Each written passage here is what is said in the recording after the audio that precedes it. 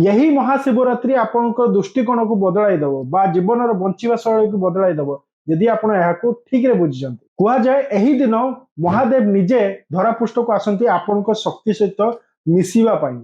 आउ एटा किछि छोट मोट कथा नुह, पुराण रे यहाको कहानी माध्यम रे कुआ जाइछि। एही दिन माता पार्वती महादेव सहित विवाह होइतिला, किंतु जतबे माता पार्वती घरे महादेव जाई तांकर बरजात्री सहित पहुंची थिले, ताहाकु देखि माता पार्वती घर लोक बहुत भयभीत हो जाइतिले। किंतु माता पार्वती बहुत सौम्य भावना नै महादेव पाखक पहुंचतिले आउ तांकु पति रूप रे ग्रहण करथिले। बस एहाकु देखि महादेव बहुत खुशी होइतिले एवं निज चंद्रशेखर रूप को आसीथिले।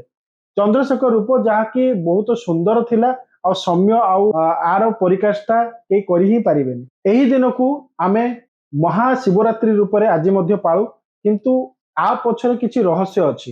ये तो हैला पुराण कथा, किंतु आपनकर भितरे जो शक्ति अछि ताको आमे पार्वती भावरे यदि ग्रहण करिबा, आपनको जते प्रॉब्लम्स गुडाक अछि सेटा होउची आपनकर महादेवकर शिव गणक सहित जदि आमे तुलना करिबा, तो आपण प्रॉब्लम्स मानको जदि भूली भगवान को पूजा करिवे ताहले निहाती सानिध्य प्राप्त करिवे। आ आपनको मध्य चंद्रशेखर रूप प्राप्त हबो।